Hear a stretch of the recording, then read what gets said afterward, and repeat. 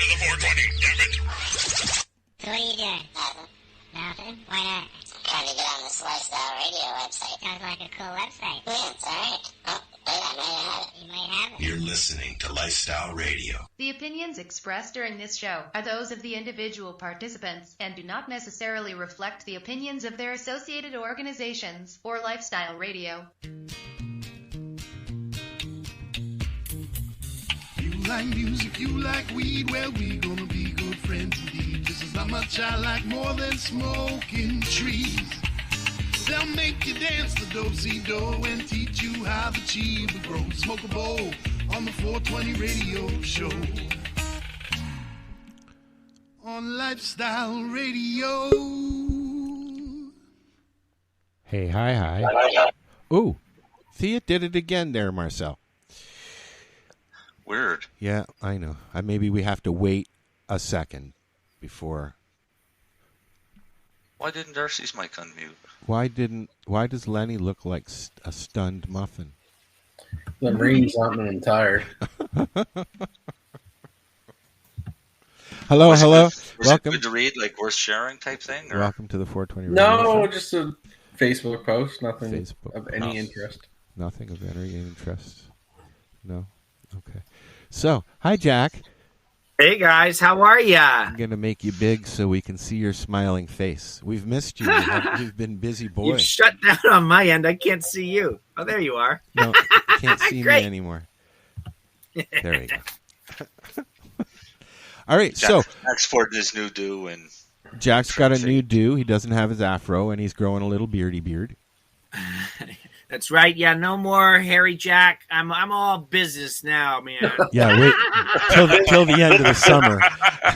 This is Business Jack. Yeah. Jack. So what's Is it a New Jack City? a New Jack City? Dude. Oh, that was a it's total good one. New Jack City. That's a very good way to describe That's a good my one. new professional outlook. New Jack City, or as I like to call, Jack knows shit. And you don't know Jack. Yeah, and you don't know Jack. Right. Yeah. Right. Yeah. Jack, no shit. Like, you can take that either which way. I know. I felt bad as it came out. I'm sorry. Well, no. Now when you say it, like Jack knows shit. It's in the expression. Or Jack knows shit. Well, being a lawyer, Jack gets privy to a lot of shit. So, Uh-oh, we've lost him now. See, we upset him so much that he left. You said he didn't know shit. I'll show you, Al. Yep, there you go. He'll be back. he will be back. So we're going to hang out and chat with Jack today. And sorry, just had 1 second. Oh, okay. Just 1 second, client yeah, arrest. Okay, yeah. so he's a little working man. He's got to work for a minute. So we'll continue doing what we do here. This happens a lot, quite frankly. A lot of people, unfortunately, get arrested when Jack's on the show. I don't know. I think some of them, maybe cops plan it that way. They're listening to the show. Yeah. Oh, yeah, he's about to talk. All right, go bust that guy. Yeah. Go bust that guy. Yeah. Yeah. Fuck. So what's the weather like out there? Cold. Rainy. No, it's actually kind of clear sky tonight, and it's about 8 degrees. Maybe where you're at. It is where I'm at. We are Not where me and Lennie are at. It's kind of cold and rainy and cloudy as shit out We're there. on the verge of another polar vortex, as they said this morning. Yeah, I was just looking at that. We're not getting much of it. Oh, good. What's about tomorrow, Dale? Why don't you turn your microphone on and speak up? Oh, the weather. Never mind. Yeah, I apologize for being so He'll be harsh. He'll be out on his patio. The weather. I'm surprised he's not out there tonight. Fuck, he'll freeze. Yeah. I have not had a good day long enough to be outside for more than a few minutes here, unfortunately. It's just been crappy. I'm just going to check the radar so I cold. can see what's actually going on. Oh, shit. Yeah, are you guys ever into it? We're going to be. No, I mean, Darcy and them. Oh. Well, yeah. I told you it was rainy and shitty out. Oh, no, it's going to get worse. There's another big system building up. The end of it, you're going to get a big torrential downpour, and then that'll be it. Nice. I'm in the house now. I don't give a shit. Yeah. Huh. Yeah. At least you won't get wet now, Lenny. Yeah, I'm not going anywhere. Nope. Yeah, so the heavy stuff was at Windsor about 6 minutes ago. In Windsor. So you should get it within the next 15, 20 minutes. There it is. I find it. Let's clock him, Darcy. Find it. minutes. So today That's what we're I'm thinking. I we're better on see a downpour. Let's see. I better see a downpour. the downpour. Is it just raining now? Yeah, kinda.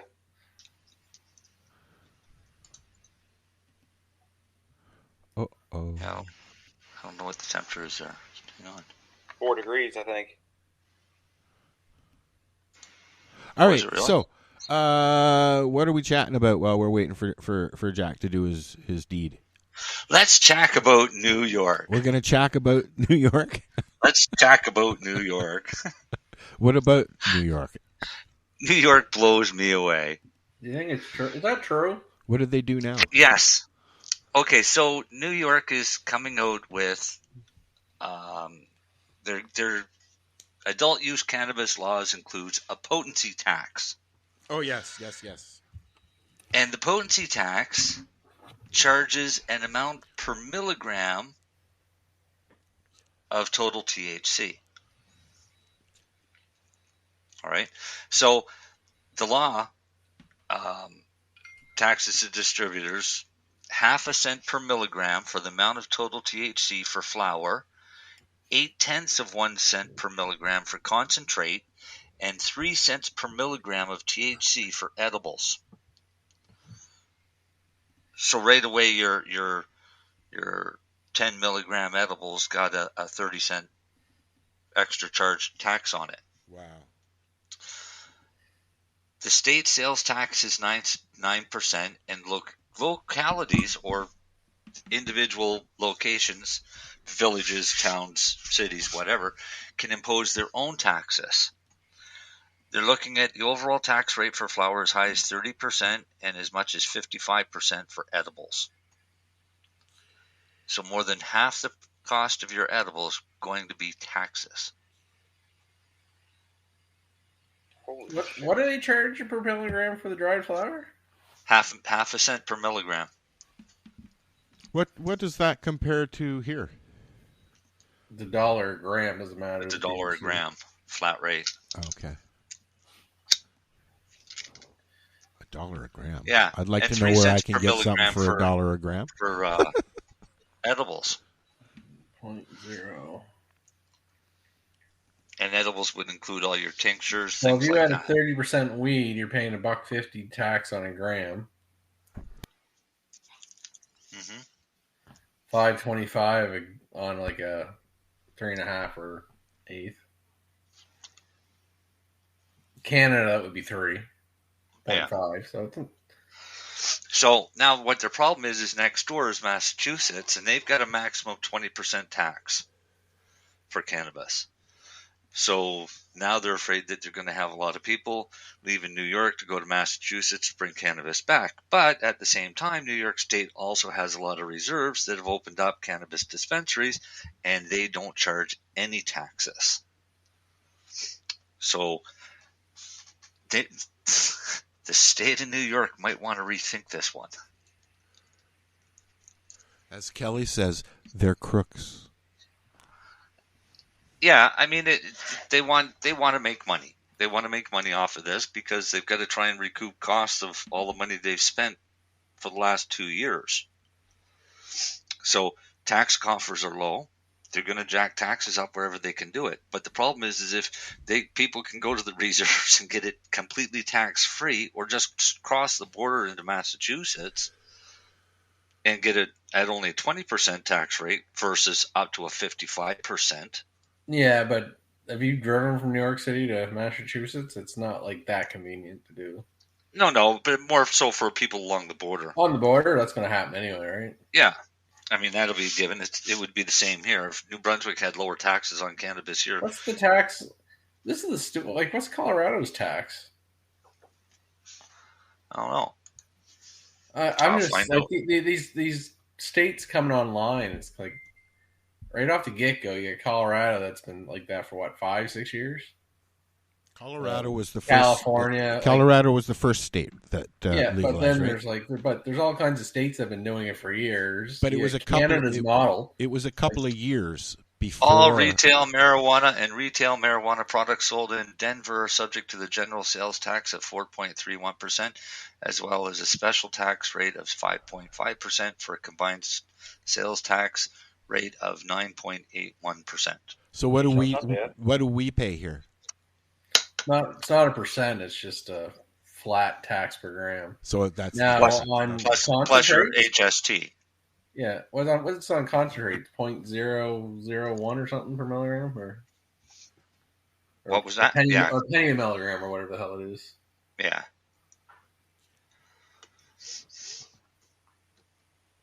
Which is a little stupid too, but crazy. Yeah, especially if you have 1,000 milligrams there. Do they do the same thing with potatoes and carrots? No. No, because there's no THC in potatoes or carrots. Just thought I'd point that out, huh? What you drinking? What you drinking, buddy? What you drinking? Get some Pepsi. Ah, I got water here. I bet you Marcel's got a scotch in front of him, or he will have shortly. Oh, I heard a squig. He just... Dale, no. I'm reading the chat, and I'm too lazy to type it, so I'll just answer, no, Dale. But he's got something for you. Yeah, but I'm not going down on Sunday. I'm waiting until it snows on Tuesday. Oh, you getting snow too? Yeah, on Tuesday. We're only supposed to get about 5 centimeters here. We'll probably close schools. Probably the last one of the year. So. They'll probably close schools 5 centimeters of snow. Oh no, we'll get a snowstorm in April. You wait and see. You I always always find there's one you get one just before Easter. You always get a smelt storm. Yeah, the farmers need it. That's their fertilizer for the spring. Oh, sorry. Sure you are. No, I really was. You never really shared this. Shared what? The show. Yes, I did. Did you? Haven't seen it yet. No notification. It's right there on my wall. Normally I get notified. Maybe it doesn't like me anymore. No. Hey, Al? No. Yes, sir. There's some platinum, Bella. Let me see. Bud. No, hold on. I got windows open. Let's make it platinum Bubba. Now, okay, so tell us about this strain. It looks nice. Really closely trimmed, eh? Yeah. Oh, yeah, that's platinum Bubba. And then this one here is gelato. Okay, hold on one second. I can't add everybody and look. You can keep talking though. You know, you're more than welcome to, because I can't see what anybody's doing at the moment. It's a nice looking bud too. That one's gelato. It's a better gelato, and my bag. Which way did I put it? Oh, it's way over there. 1 second. Oh, I wanted to see him wheel away with still plugged in. You're a fucking bully. That is kind of prickish. It's funny to watch him do it. True, but you're still a bully. That's pinned. That's 8 minutes ago. Are we're watching Darcy, or is that what we're doing? No, I'm watching. It rolls back in. I'm sharing this. We have 8 minutes before we get this heavy rain, Darcy. Oh, you can't hear me. He's waiting. 8 minutes before the heavy rain comes, Darcy. No, it's not raining up there yet. 8 minutes. Yeah, Marcel. Well, you better hope it rains in 8 minutes. Is it? No, yes, I thought it was raining. You said it was raining there the whole time. How you gonna know? Drizzling raining, not downpour. Dale, Tuesday. So now we know where who are you again? Marcel is I going just to be on finished saying Tuesday. I was waiting until Tuesday. He'll be next That's door to my favorite Darcy's. one. That's my favorite one, Lenny. It's animal face. Oh, okay. Animal face. Oh Okay, my let me make God. you big again. Let me try it again. Try it. There we go. Animal cookies crossed with face off. Yep. Oh, that's nice. Is it a legal weed? Yeah. Okay. No. Yeah, it's legal. It's legal. Yeah, it's legal. Wait, does it have a sticker? Did it come with a little excise We stamp? we need Jack to cross-examine him. I have a sticker here. If you wanna use it, it didn't rip right the hole in half there. If you want to put it on your bag. That doesn't mean anything. You could have just shoved that into He's another just bag. reusing that fucking bag. He didn't come out of that bag. Turn that Come out bag of that around. bag. Let me see the other side of that bag. Now turn it around. Yeah, Take your finger off. Take your finger off the label. What does it say? Normal weed? I can't, Marcel. I am protecting an entity.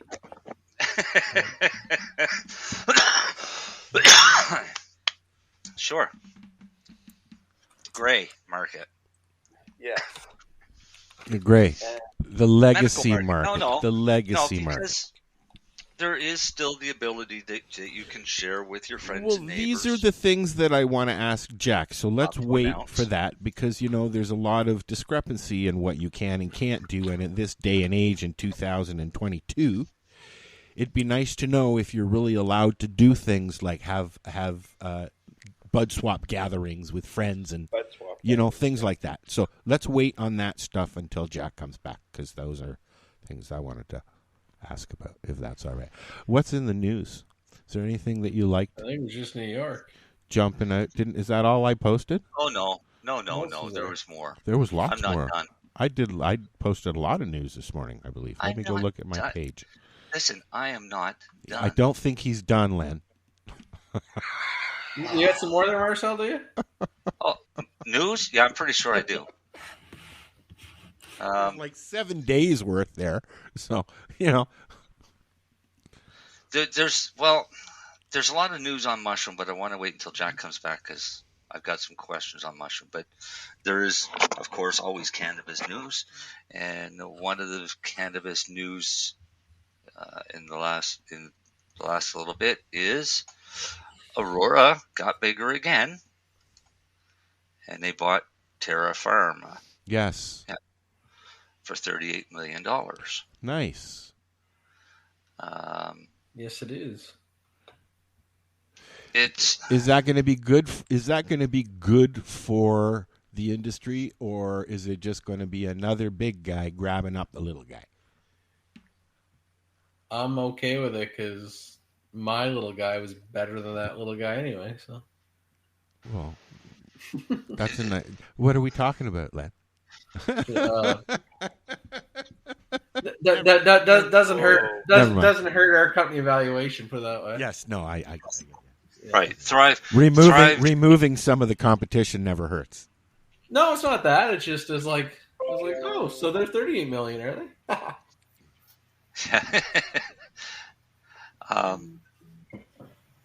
Yeah,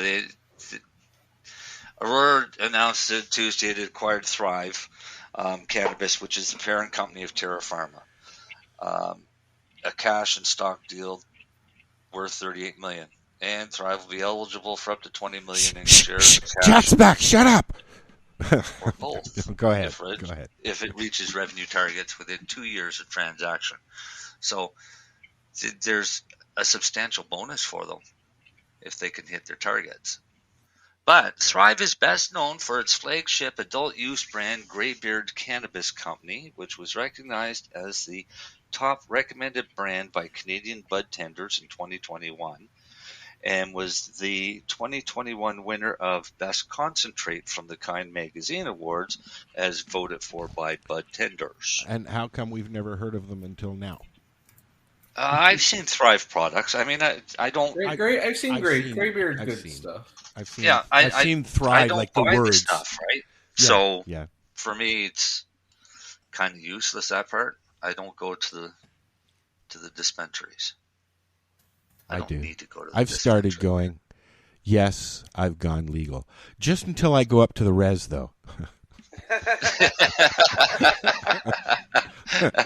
or Darcy's house. Or Darcy's house, yes. Hey, you can't get to me. Oh, I can. So- 24 hours, buddy. I could be there. That's a long fucking drive for a bag of weed, Al. I know. I've done it, though.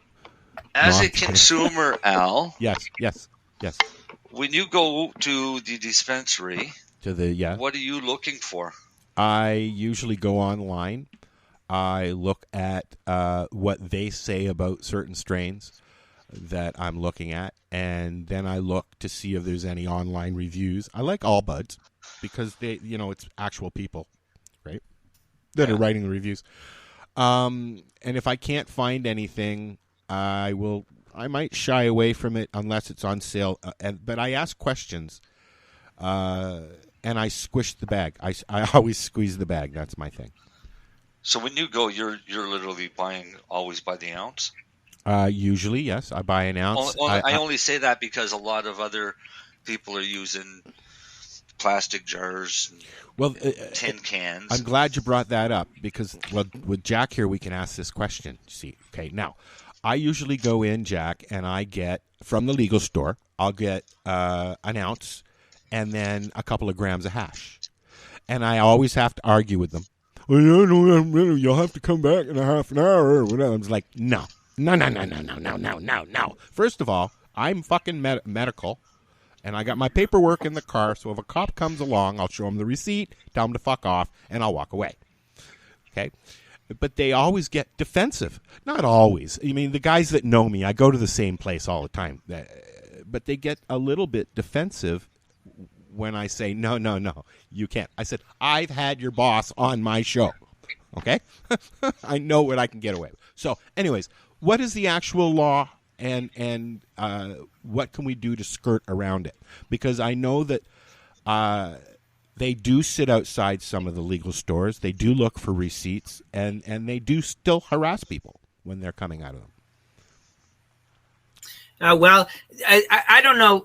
I think much more so in regards to compliance with the COVID ordering protocols, but because there was this whole argument that they weren't in compliance with the registry standard. But I guess I'm going to respond in. It's a super interesting and complicated question. So number one, as a medical patient, you're entitled. Based on your prescription, but it maxes out at 150 grams. So you're entitled to have that 150 grams plus 30 additional grams of recreation. And so I know this because Todd Kane, the director of Health Canada, as he then was, said that on cross-examination. So that's their position. And really what I think that was about was that in the federal regulators' view, it's all recreation. Because they don't buy medical, they just hate medical patients. That's just the nature of it. The program is recreational. But either way, in 80 grams, I'll take it. I don't care if you despise me and think I'm a liar or something. I'm going to take this benefit. So that's it is what it is. But so your possession limit really is 180 grams if you're medical.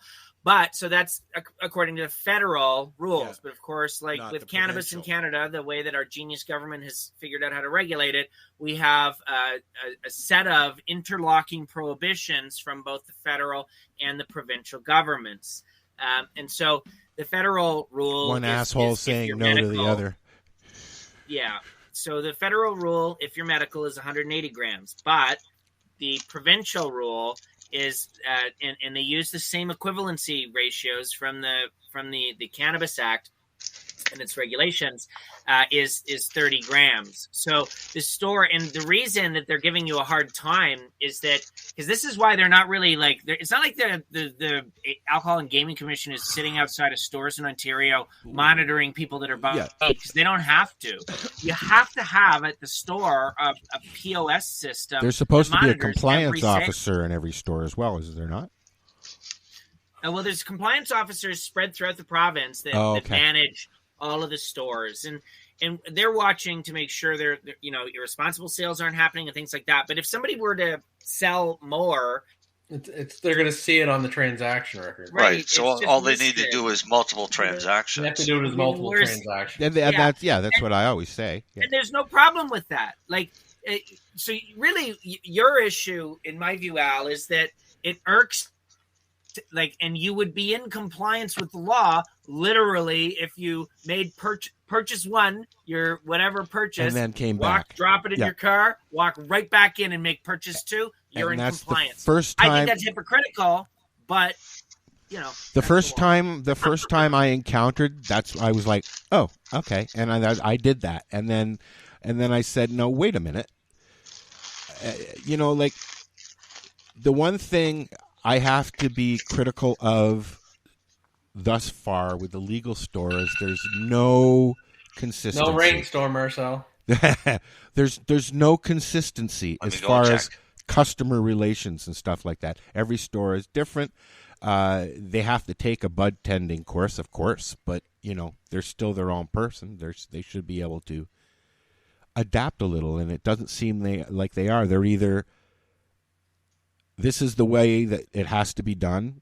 If you don't like it, leave. Or, you know what I mean? Like, there's no happy middle I'm not finding, really. Well, here's another question, I guess, sort of for Jack, and this is from my own perspective, because I do have a medical sales license with possession. He says as he wipes his eyes. No, I am. I'm just trying to think how to phrase this. Yes, I know. That literally I can start selling probably next week once my credit card vendor works. Now, when I was getting my license with Health Canada, from the federal aspect, they think medical sales has to be online and medical delivered only. So that might be the other issue that's pressure at those recreational dispensaries that they're not legally supposed to fill based on the federal rules medical product. Yeah, they're prohibited from doing it. Yeah, I was going to say, yeah. So that's probably the other complication. Again, you can't, as like the medical patient, Al, you can't get in trouble for a possession limit, but they can get in go trouble after the dispensary because you're not supposed to be dispensing for medical patients. Hey, Lenny, you said it has to be mailed out to you because it's got to go through that certain channel. Yeah. Now, what about delivered, whatever way you want it. Now, what if you had a security cleared security guard that was delivering that, say, in your town or say in your a security? My understanding is a security cleared person could do that. It has to be an employee of the company. It can't be another company. That's Ontario's provincial law. Oh, is that just Ontario? Yeah, but I'm under the impression that a security cleared person for medical federal, it just has to be delivered to the patient. Oh, just you're talking. Your medical has to go to the house. Okay. If I want to go FedEx or UPS or Canada Post, or if I happen to have a security cleared person that has the legal ability to do the transport. So let's make this simple for somebody. I get medical from you from Truro. I have to sign for it when I get it to prove that I've got it. That's there's actually no legal requirement for an actual signature. No, I don't sign for anything from Health Canada Canada Post anymore when I order. Really? You don't have to. No, he knocks on my door, drops it, and takes off. Yeah, they do that here too. That doesn't sound right, though, Jack. I mean, shouldn't there? If they want a chain of credentials, shouldn't there be a proper chain of receipt when you buy it? It's tracked. It is tracked by Canada Post, but the end signature, I don't think is a mandate. Wow. Yeah. It's okay. I'm sick of mandates, anyways. Yeah, I shouldn't use that word, but no, it is tracked, Al. Yeah, dude, we're going on a mandate to Bachman Turner Overdrive. Yeah, buddy. We'll go and assault people at the Tweed booth. They have they still have. I haven't been in a few years, but I think the last concert I went to was Ozzy, actually. Oh, cool. Yeah, but I think what Darcy was saying, if I wanted to deliver to Darcy and Truro, If Turo wanted to deliver Darcy, like say Turo Cannabis or Optimus, whatever. Yep. Darcy has a prescription. If we have a security clear person that's legally able to possess and transfer the product, works for the company, as long as we have the paperwork and the signature and I guess Canada Post is authorized. So Canada Post would be an authorized security. Well, they're just Canada Post is who we're using. Yeah, no. But I mean, like they are an authorized secure agent for delivery. They're allowed to do it. Yeah. They always have been. Yeah. But they have the tracking, is what it is. Now they have to track it, though, don't they? But no, for whatever reason, we always found that really weird. You don't actually need someone to sign for it at the house. So what happens now with mail order and stuff, Jack, with things changing? Are they going to allow people to do the mail order still? Are they still going to allow the delivery services? Like I remember when they kind of backed off last summer, then they said, oh, now you can't do the delivery anymore. But then 2 months later, right back to it. And that's what seems to be working. So, it's forever now. So in Ontario, curbside and delivery are forever. So cannabis stores can deliver and they can offer curbside service. That was basically entered into the registry standards for Ontario. So that it's like COVID was pretty crummy for 2 years, but that change that it forced, we get to keep now.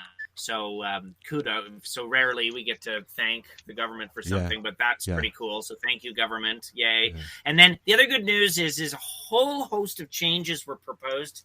Yes, we were gonna touch cannabis that. Stores in Ontario, starting in July, and they've changed a major one so that white labeling from licensed producers would be allowed to continue. So there was what is described as massive industry pushback. I'm not convinced that that's what it was, but so anyway, there was a mass uprising. I don't know if I think that just the margins are so tight. Some fairly large companies were complaining, or at least their sales forces were. But in any event, the white label change is no more. So for a variety of retailers that were getting these, what I would consider questionable kickbacks for stocking certain products and allowing LPs to exercise, again, some very questionable levels of control. They used to call it payola, Jack. Yeah. So a lot of this, what I, as a lawyer, I look at and go like this, it sort of walks like a duck, quacks like a duck, it's probably a duck.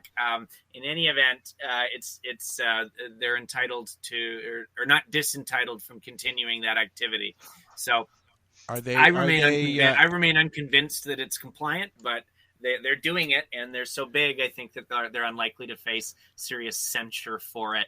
I think that the federal and provincial regulators for the foreseeable future will continue to prefer targeting vulnerable individuals rather than large multinational corporations. Yeah. What about advertising? Are they going to loosen that up? Are you shocked? Are you shocked at this news I'm bringing you? It sounds like you're not shocked at all.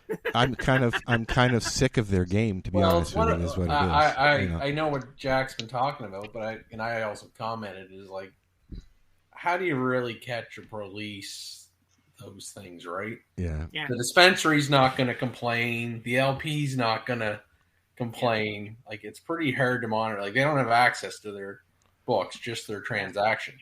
Yeah. And the libertarian in me says, like, well, there's freedom to contract or crazy contract they want to sign, right? Like, that's the opposite side of it. So I can't like, I'm not. No, I think they should be allowed. Like, listen, we're not an LP that can afford to do all that shit, right? Yeah, no, exactly. Listen, if a big giant public company wants to do that, good fucking luck and make money. I just don't think you can. The issue with the white boxing is what exactly is white boxing? So Turo Cannabis has Wedding Mint, right? So I'm just picking Cabana, whatever. Weeds Are Us, whatever fucking dispensary. Yep. So say they wanted to have Turo Wedding Mint, but they wanted to have Weeds Are Us Wedding Mint. We would label the product, and the brand name would be Weeds Are Us. And you know what? I've not seen any stores that have the same product by different companies. Always just one. And here's why. No, but here's why you can't the white boxing is a problem. Okay. Truro Cannabis can't sell Weeds R Us directly, the product. It has to get listed and go to the OCS warehouse. Yes. And technically, anything that goes to the OCS warehouse is available to any dispensary in Ontario. So, was it the Cabana one? They could go buy Weeds R Us's product and put it on the fucking shelf. So it doesn't really work, the white boxing in Ontario. Mind you, it's why do you want to carry another store's brand in your store? It's kind of weird. But... White boxing would be more on the processing side, where somebody is processing and formulating, and then they're packaging it up into whichever. It's just whatever label and package they want. Okay. Yeah. So they'll be able to use logos now and stuff, or no? If they want, but it's a really hard deal to coordinate because. Trust me, it is a very long process to get anything into the OCS warehouse. I know that it took Matt hundreds of phone calls to get Shatterizer into the OCS. I mean, they just were relentless. They wanted to know this. They want to know everything about it. Oh, even when he gets approval, it's a 2-month process. Yeah. Just the paperwork. Yeah. It's crazy. I'll say it's a nightmare. No doubt. Not something I want to That's why I say through. the white boxing... That's why I think OCS said, "Oh yeah, go ahead, you can do white boxing." Good fucking luck getting it through. They still hold the trump card. So yeah. What about advertising these days? I mean, like it's okay for some and not okay for others. Like it doesn't seem fair as far as a business practice goes to not let businesses advertise their product. It's like I'm seeing articles and people posting that some smaller stores in smaller towns are removing any product from the store, so they don't have any window covering. They're playing that game. I think it's Woodstock Cannabis. I think is one of the first ones that tried to do that. As Jack knows, even at the lounge, we had to have covering in our windows. Like, is that stuff ever going to change, Jack? I mean, it seems at this point, when you walk past a restaurant down on Bloor, and people are sitting outside drinking a beer, you should be able to have edibles at least. I know the whole smoking argument. We've been arguing about that for years. But you should be able to have treats and stuff like that by now. But they're not. They're not even allowed to do that. At bars? Not necessarily bars, but you should be able to get a treat and walk down the street and have it and stuff like that. That's up to you. I mean, if you go to the OCS store, I'm sorry. I went from advertising to treats. I'm sorry. I'm got the munchies. But yeah, because you kind of lost me there with the advertising, because alcohol, you don't see posters for alcohol. Oh yes, you do. What? All over the city of Toronto. Are you kidding me? All over the city of Toronto. Everywhere. Outside every patio, everyone's tent. It's Mike's Lemonade or this fucking seltzer. Oh yeah, I suppose yeah. Hey, last year the Molson Center. Jack, what's it like to drive? Jack knows what's it like to drive down the QEW these days. Okay, advertising from one end to the other.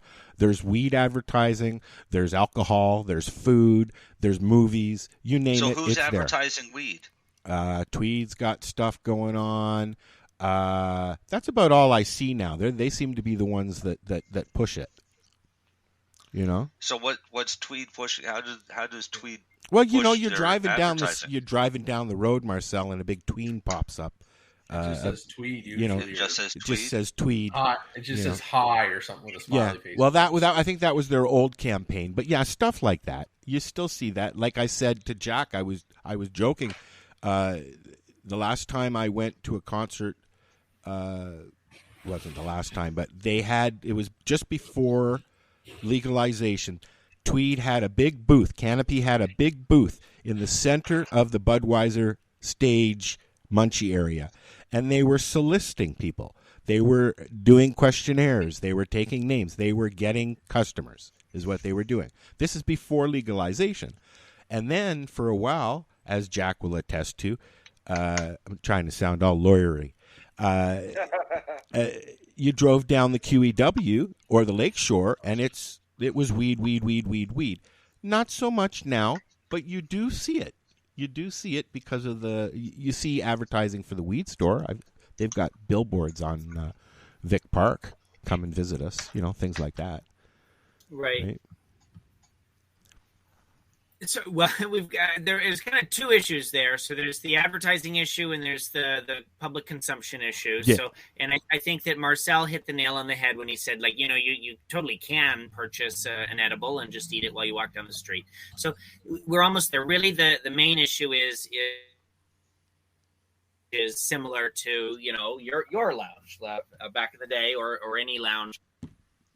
So it's happening in the States, oddly enough, but we don't have it. And then finally, you asked regarding advertising and promotion, and that remains just one of the most aggressively and unreliably enforced aspects of the whole thing. Legalization. Yeah. And the promotion prohibitions are similar to the criminal prohibitions in that there's a mix of federal and provincial prohibitions. So they're all constantly, skirting what's allowed with their advertising.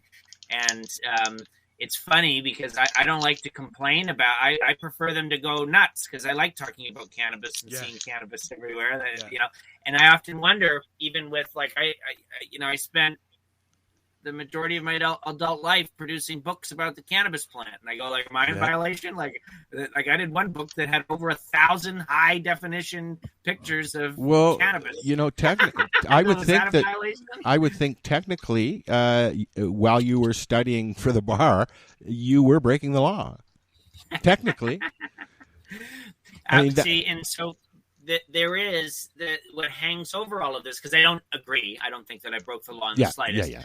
But just for clarity, lest Green Candy Press strangle me here. Yeah. But my point is that we've got Section 2B of the Charter, and Section 2B of the Charter protects free expression, and it protects listeners in the same way that it protects speakers.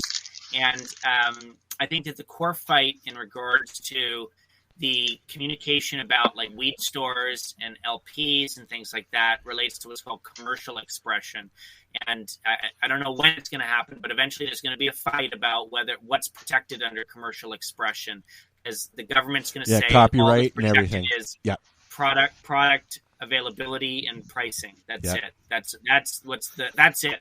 And our position's going to be no. Far more is protected by 2B, and we'll try to expand what we were able to communicate about. But, look at alcohol. There's ads on all the time of, people in bikinis drinking beer, hanging out. And, imagine that for weed, right? I think the latest ads are like somebody is purportedly super high and doing something extraordinarily dangerous. And it just makes me laugh, when I think of, the sheer number of fatalities each year from alcohol impaired driving. It's like, are you serious? You're going nuts about cannabis? Well, hey, Jack? Yes. I watch a lot of extreme sports, and I noticed at the X Games this year, this year. Yeah, it was this year. I seen advertisements on the side of some of their bikes for weed maps. Well, they're going gangbusters. It was in the States, wasn't it? Yeah. Yeah, they're going gangbusters in the States. The promotion prohibitions, they're not dealing with it. And then half the time, see the way in the States, and again, I'm not giving legal advice about America. I'm not an American lawyer, but the way that the Farm Bill worked there, it basically just did blanket legalization of cannabidiol. So CBD products, they can go all over the place. So maps is still fully functional there, whereas they've kind of become They had to become very cautious in Canada because it's so easy to target them with sanctions. Wow. It's craziness, man. Oh, light break. Light break. What are you smoking, Jack? It's a Dynafem strain. I think it was their Auto Haze, which I became kind of obsessed with. Did you? But I gifted some seeds to a friend, and they grew it, and They grew it. So I gave, and it tastes and smokes like the haze. So I assume it's the haze. But they called it Quarantina because it was like their quarantine garden project. Nice. It's pretty fun, actually. So I'm smoking that. Hi, Lexi. I like Dynafem. They got some really nice genetics. Yeah. It was very sad what happened to them in Spain. They were based in like Bilbao, like way north. It's almost like a breakaway region. And then the like tax authorities from Madrid. It was in the news. I don't know if any. Very sad. No. I love their genetics. Yeah. I I don't know anything about it. Dale asked. No, screw Dale. I want my. We were talking about. We were talking about this when Jack was on his hiatus. What? We said we had to wait until Jack come back. What? And sorry, somebody got arrested. I had to just deal with something. Sorry. No, it's okay. That's all right, man. That's okay. But I'm just trying to remember what we were talking about. Gifting cannabis. Oh yes, gifting cannabis and events and things like that. Yeah. Okay. Okay. Ask away. Or do you want to know sort of like gifting cannabis? So you don't have a positive right. Sort of. It's like only cannabis ends up with this weird mishmash of positive and negative rights. So, like someone with a license to operate a cannabis retail store and say in wherever, they have a positive right? They're allowed to exploit the license. A lawyer would say that, which means like, they have a positive right to sell cannabis at their store, so long as they're in compliance with the regs.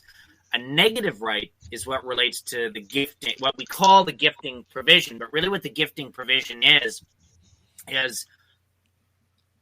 a removal of what used to be the small scale trafficking provision, because like the joke of the law was that like if you passed a joint to someone, you were trafficking, right? It was clearly simple possession, but that was an act of trafficking in cannabis.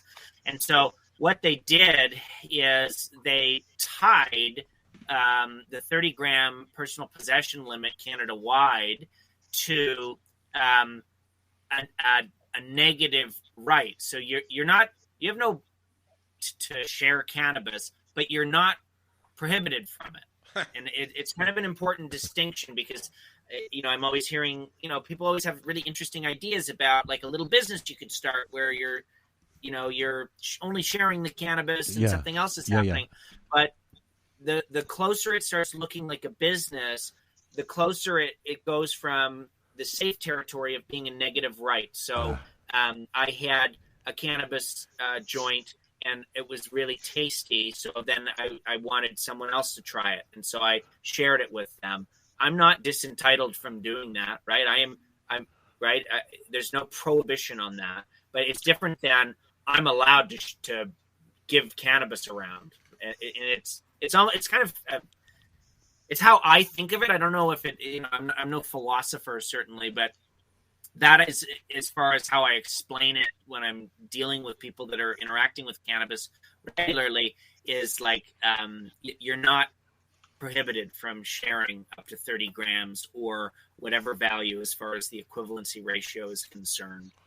So does that make sense? Is that like something so like you can share away? I guess something like a bud swap would be within your rights then. Yeah. Say it again. Something like a bud swap would be sort of in your rights if you had a group of people and you all had your own cannabis and you wanted to share it and stuff like that. No sales, just Yes. So as long as no one's paying money, as long as there's no like ancillary pricing that is really just a subterfuge for that's happening. Yeah, it would actually be pretty fun. So say you grew your 4 plants in your backyard and you had 4 really cool strains, and you wanted to go hang out with some people and share and try some out. Bring try theirs, or try yours. 6 grams of each. share a gram with somebody and then try theirs, and you're like, ooh, I've never had this. I had one the other day called Blue Night, which is this like we used to. Yeah. Well, I love that. Like, I'm a genetics nerd, and so I had this one called Blue Night that it was really fun. Like, did you ever have remember Dr. Atomic's Northern Lights? He had a Northern Lights number 4 Atomic variety. Northern Lights. He had Atomic Northern Lights, yeah. And there was 2 or 3 varietals from that, and one of them, I don't know what it was, but I would die with laughter. I'd just be like a little kid high out of my mind. And I've searched for years trying to track that strain down. But so the idea of it's not prohibited. You could have a bud swap so long as you're only possessing less than 30 grams. So I would love that. And it's not prohibited. So no, there's a broader legal question. Like, the evil government might say, well, is it licit cannabis or not? So they might say, you grew this yourself. Where did the genetics come from? And that's the far more sinister argument. But and that's where they'll try and get you. I just don't see them ever being able to do it properly. You know what I mean? Where's the foundation of where the argument comes from? Maybe they could say, where'd you buy the seeds? Yeah, maybe they say, where'd you buy the seeds? Maybe they say, we think this is illicit cannabis. But I don't think a court of law is going to stand for that. I think a court of law is going to look and just go, how much cannabis was there? Have there been cases like that trivial yet? Well, certainly people are charged over illicit cannabis all the time, or unpackaged cannabis, or unstamped cannabis. But as long as you've got less than 30 grams, the police don't dive into it. Yeah. But I think that the further and deeper into legalization that we get, the more it's going to start looking like alcohol and tobacco. And with alcohol and tobacco, you almost never see it with liquor, because we just get liquor at the liquor store. But technically someone could be making moonshine, I suppose, and you could get in trouble for that. You can get a very serious, it's not necessarily a criminal offense, it's a tax issue. And that's almost worse, because typically in that legislation there's a mandatory doubling of any penalty that they apply to you. But much more so with, say, tobacco, unstamped tobacco, there's a mandatory doubling of any penalty applied to someone. The fines are in the millions, right? And so as sort of the legal cannabis progresses, we're going to end up in this situation where, it's unheard of that someone had had cannabis that didn't have an excise tax stamp on it. This is outrageous. Where did you get it? It must be illicit. There's no way to control that, though, especially with medical patients growing their own and for plants. Well, hold up, because a medical patient, that's an open question. And actually, so one of the exciting things that's happened recently is Kirk Tusaw has come back to the practice of law. Yes. So he's working with me again. So it's very exciting. Kirk has, an opinion about the shareability of medical cannabis that I don't know if I think a strict reading of the law would be that you're not entitled to share any of that medical cannabis, right? And so it's only the sharing that you are entitled to only comes from your four recreational plants. That's where your entitlement to share comes from. Now, it's 30 grams of weed. Is anyone ever going to be able to prove any of this? Who knows? But it's not my job to say stuff that's not correct. I'm saying, you're not entitled to share your medical. You are entitled to share, or you're not disentitled from sharing from your 4 recreational. So don't share your medical, share your recreational. Yeah, and that's kind of the reality of it. It sounds super boring and stupid, but if a Crown wanted to pursue it, they could just go, all right, well, if they were looking for something to come after you about, then they could use that. Yeah, they could say, okay, where'd you get those seeds? Yeah. And the answer might be, well, I don't know. They were in a bag of weed I bought. I've had them for 20 years. I just decided to pop them and see what happens. Exactly. That's what I would say. I've had them for 20 years. I just decided to pop them. You bought seeds off the internet that were souvenir seeds, and you decided to crack them. Well, you used to be.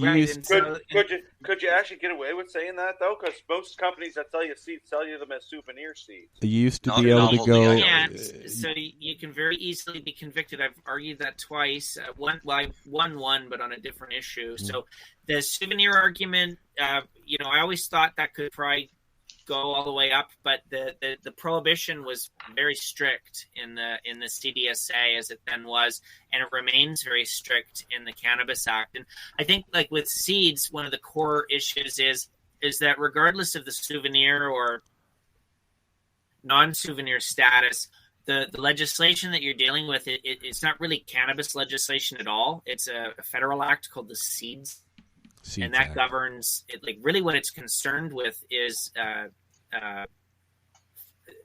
contaminants and foreign bodies. Like, so the seed could be some crazy plant from a foreign country that just decimates local wildlife, and so they can just go to town on that against you on the cannabis seed issue. So it's they got rid of a lot of the strict criminal prohibitions, and they opened up this whole can of worms with all these other pieces of law that you can get in trouble with. So it's I think that the only answer that you really ought to give is that you bought them from a licensed cannabis store. These seeds were lawfully purchased, and and if they want to spend the $1,200 to have it genetically tested, go right ahead. You know what I mean? Well, I'm not entirely sure that they're capable. Really? Years ago, not a million years ago, but like say circa 2015, he was doing all that genetic testing, looking at like 2,000 different varietals. Like they were so genetically similar, you know what I mean? Like that. Yeah. I don't think that they're going to be able to test it and say this is definitely a different. Like usually it's just like potheads that are like, this is definitely the thing I like. Like, you know what I mean? Yeah. Like, well, that's when I have a strain, I'd like to be able to get that strain. I'd like that strain to be consistent and the same strain every time. But it's a plant that can't really happen. So yes, in the back of my head, all this regulation says, well, maybe it's a good idea, but some of the rules are just, I see, Jack, that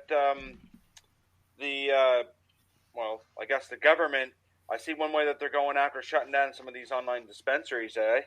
They're going after the domain host.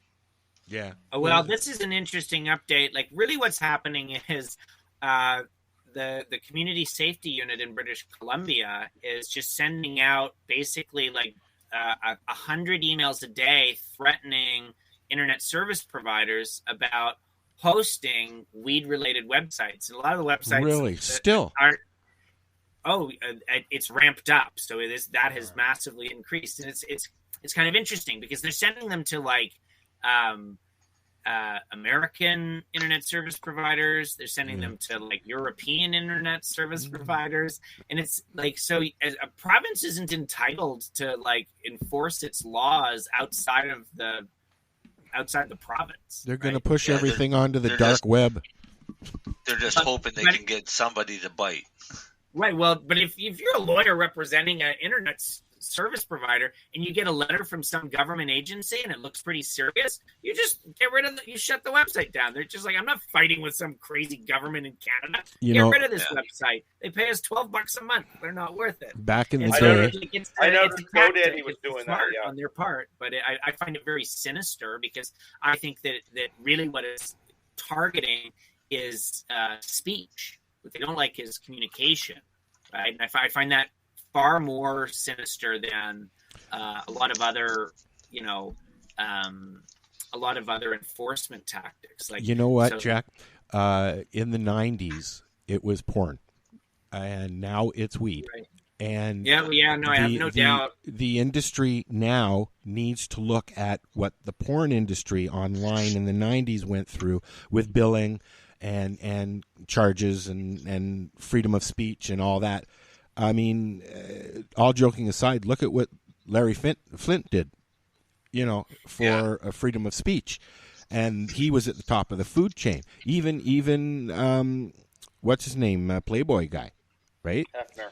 Yeah, well, although we're hearing all kinds of nasty little things now about him. But, back in the day, it wasn't just about pretty girls in a magazine. It was about, this is freedom of speech, it's art, it's expression.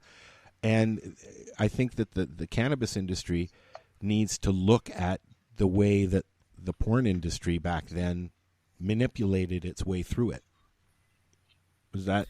Well, I think it's beyond that. It's not just cannabis is experiencing it, certainly, as far as banking. So even legal cannabis businesses really struggle. I'm sure you guys experienced it, trying to get banking for your legal cannabis business is really difficult. And the pornography industry, as far as speech is concerned, my recollection is that often pornographers were, and with Green Candy Press, I did like a lot of cannabis books, but I also did a lot of sex books. And so there's just all these myriad issues around the pornography industry. But the producers and actors and writers of pornographic material would get specific rules from financial institutions about what they were can and what were they not can't entitled to say or do. Yeah. And so freedom of speech was being monitored through financial sanctions far more effectively than through any sort of moral, issue around people having sex or whatever. So I absolutely agree. And I do find that with cannabis as well, that cannabis businesses that are, that there's anything that the bank doesn't like about it, they'll cut off banking suddenly. Well, I tell you, Jack, I went through it firsthand in the 90s. My website back in the day was a webcam site and for consenting adults. And when it first got really big, I was allowed to take all the credit cards, American Express, everything, even the JAP card, okay? Even fucking diner card you could use. But then, all of a sudden, it just got to the internet took over, and all these companies started charging with credit cards, and American Express went, oh, no, and they banned pornographic sites of any kind. Okay. Yeah. And my business tanked after 10 years. Oh, it's brutal. It's completely brutal. And so I'm troubled by the use of financial to police speech. I'm deeply troubled by that. I don't know if I'm bringing things down. I want to talk about fun stuff. Okay, let's. Jack or Dale had a question. A question, yeah. That I jumped on. So Dale doesn't get questions unless he speaks. No rule. Yeah, Dale. Yeah, all right, Dale. All right, now you can have one more. Last one, Dale. Just because you want me to read we all stare at his little microphone thingy. Will he unmute or not? Will he unmute? He was talking about he's eating some birdseed. That's what he's doing. He wants to know if you can talk about. He wants to know if you can talk about the Quebec and Toba home grow case. Well, I'm happy to. I'm not counsel on the Quebec case, but the Quebec case is a case called Marie Hall, and it's going to the Supreme Court of Canada. So it was granted what's called leave to appeal, so they're allowed to go argue their case. They're inviting interveners, so that is happening. But I think I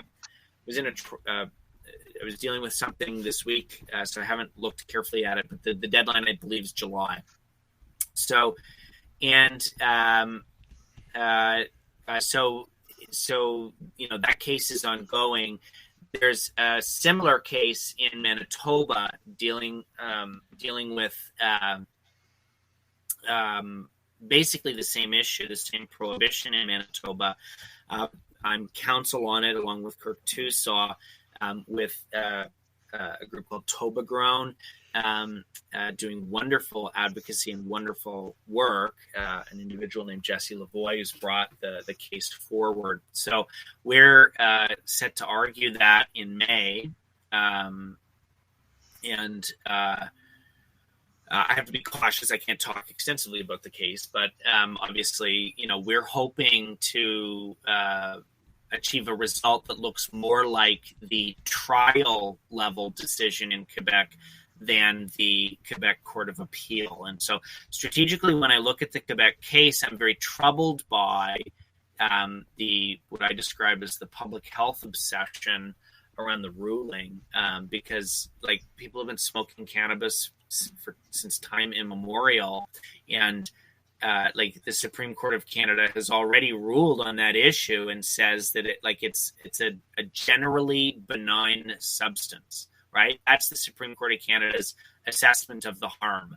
So the Malmo, Levine, Clay, and Kane case, when it went up to deal with that issue, the harm principle in Canadian law, criminal law, said, well, it's been relatively benign, but it's not so unharmful that we're going to declare this a constitutional principle. So, the issue for me is that I just find it hilarious that we've legalized this substance, and then suddenly we've got an appellate court in Quebec saying, oh, and by the way, there's all sorts of public health issues associated with cannabis, so we don't want consenting adults to grow for. It's what?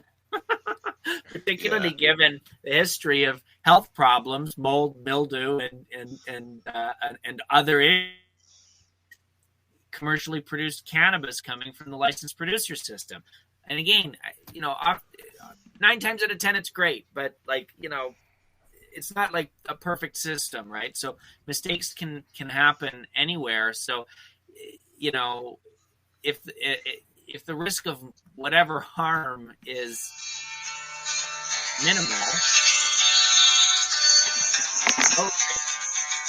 Anyway, I don't want to ramble, but in any event, I do not agree with. I was just rambling alarm. Oh, sorry. It's okay. Sorry, yeah. But in any event, so I disagree with the Quebec Court of Appeal. I agreed with the trial level decision on the division of powers issue. We're forging ahead, but interested groups in Quebec and in other provinces really ought to apply to intervene on this because it's an important issue if you want to. I think it's an important issue if you just believe in liberty and your ability to have a couple plants in your backyard. Give me a break. Oh, I know.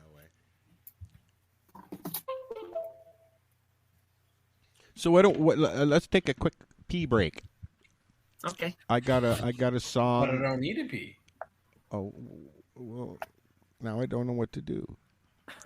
Okay, we're going to take a quick pee break. Marijane asked me to play a song, and even though she's not here, we'll do that. Yeah, I call bullshit on that. Yeah, maybe I shouldn't play her song because she's not here.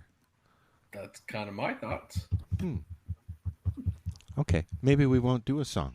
I'm kidding. I don't care. All right. So this is I Love You, Marijane by, oh, damn it, and I've forgotten. Cypress Hill? No. It's by Mr. Garth Cultivator. And this is the 420 Radio Show. We will be back with some more conversations with Mr. Jack Lloyd. This is a love song that I wrote. It's about my girl that I've been with for years. We've been through some really sticky, icky situations. And this one comes from deep down inside the bottom of my lungs. I'm in love with this girl, Marijane. She runs in different flavors, comes in different strains. Helps me out with pain when I need to relax. All I can think about is purple Humboldt County sax. In fact, I'm in the hills doing it big. Missing out on gigs just so I can grow twigs. They say that money doesn't ever grow on trees. And I hope you don't believe it, cause I'm right here pushing peace. Please, save your drama for my baby's mama. I'm talking about my girl, Marijane. She wanna have a little fun, watch us all get strong. Man, it's hard to let her go, so I hold her in my lungs. breathe in, breathe out. I'm chilling with my girls up in the greenhouse. Mr. Gar Cultivator is my name, and I wanna introduce you to my lady Mary Jane. Mary Jane's the bud of my life. Mary Jane, I love you, Mary Jane. Mary Jane, will you please be my wife? Mary Jane, I love you, Mary Jane. I love you, Mary Jane. I must admit it, I'm so addicted. You have me lifted. I gotta get it every time that you come through for a little visit. I hit it because I love you. I got a girl that's picky. She thinks that I'm a Ricky, but really to me it's all about Mary Sticky Icky. Roll me up a blizzy. Let's get a hold of Swizzy and let them know as soon as I heard the beat I got busy. I'm just another hippie who wants to keep it tipsy like reggae on the river when you're feeling high and fizzy. Smoke up on a pound until I'm dizzy, then I pass out. Shoulda, coulda, woulda, but I did it. Now I'm masked out. No doubt, Mary Jane got us bugged out. I've been thugged out since the Cub Scouts rugged out with Chris Powell before my mom sold them pills. Thank pharmaceuticals for having us write early wills.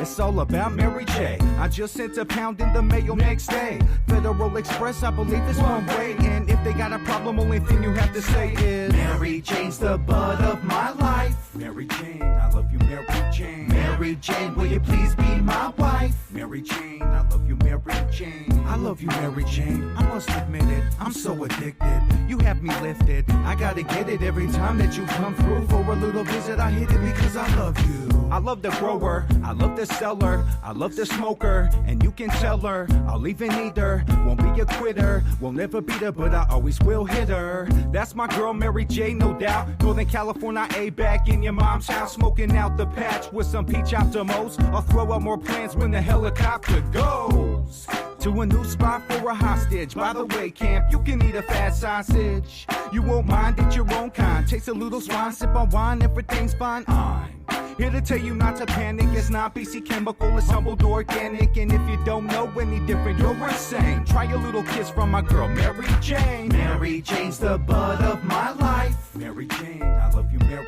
Jane. Mary Jane, will you please be my wife? Mary Jane, I love you, Mary Jane. I love you, Mary Jane. I must admit it, I'm so addicted. You have me lifted. I gotta get it every time that you come through for a little visit. I hit it because I love you.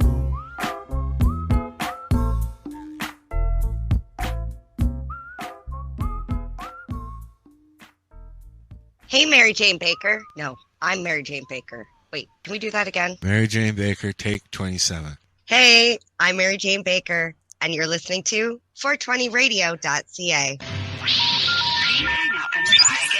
You're listening to 420radio.ca, Canadian Cannabis Radio. Enjoy the buzz of legalization with Campbellford Lifestyle Shop. From lights to plant nutrients, books, consumption accessories, and more. We've got all your basics to grow or consume cannabis. Visit our info center or take a look at our piercing services and body jewelry, now available in-store through Campbellford Lifestyle Shop. 17 Bridge Street West, Campbellford. You want music? Rock, punk, metal, alternative music. The Coverage Radio Show has what you want. Every other Tuesday at 8 p.m. Eastern Time on 420radio.ca.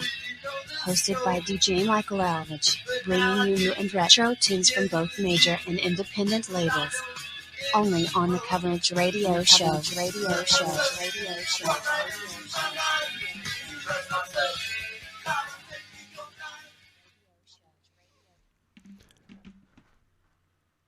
And we're back. Did everybody's mic? Yeah. No. No. There's Len. There's Jack. Oh, sorry, Jack. That's okay. So, welcome back. This is the 420 Radio Show, hour number 2. Somebody's counting money. Must be Jack.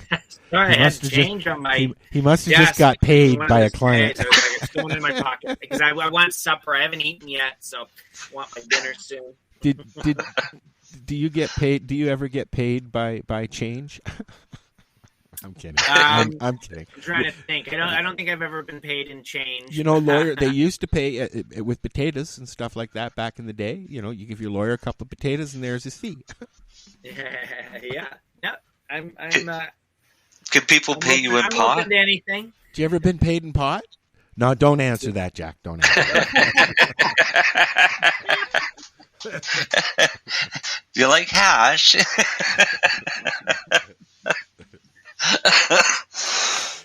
Sorry, buddy. I've known Jack so long, I know I can get away with saying things like that, but I know that on another show you wouldn't get somebody asking like that before. Yeah. I probably know the answer, but anyways. And the person. No, I'm kidding. So like I said, we've got another little while here with Jack. So if you do have any questions and you're listening, please feel free to post them and ask.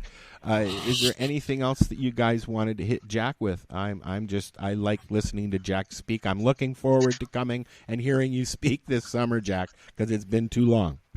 Where are you speaking? Are you gonna be doing any of the shows and stuff? Event. The what? Yeah, there's a cannabis event happening sometime in April, and I'm going to speak at it. Well, Lift is in May. It's not Lift. Lift is May. I think I know which event he's talking about. We were invited, but we can't make it. Yeah, I'm trying to remember what the heck it's called. I've seen it. Is it out in London? No, it's an event on Good Friday. Oh, that's so stupid. I was supposed to be up north. Anyways, I'm speaking somewhere. I'm always speaking. I do it almost every day. Well, lawyers tend to do that. So I thought, if you don't mind, I'll just talk a little bit about, there's a big case in Quebec. So there's a constitutional challenge that will be happening in Quebec that deals with the very early days of cannabis legalization, a constitutional challenge on behalf of patients. And then, so just to give you an update on my litigation, and then there's constitutional challenges ongoing in British Columbia dealing with the what's called the Community Safety Unit there, which is basically the provincial enforcement unit tasked with enforcing their Cannabis Control and Licensing Act. So there's a number of constitutional challenges ongoing there regarding those activities, and then in Ontario, I mounted a constitutional challenge to so in Ontario, if you've been charged with a ticket for cannabis, or technically you can't call it a ticket, it's an information, but if you've gotten a charge for cannabis, say for an unopened container of cannabis or an opened container of cannabis in your vehicle, or having cannabis readily available in your vehicle, or selling cannabis at an unlicensed retailer, and you get a ticket and you resolve it, even if you're found innocent, actually, like if you're acquitted, the sheer fact that you've been charged constitutes an absolute barrier to licensure through the Alcohol and Gaming Commission of Ontario.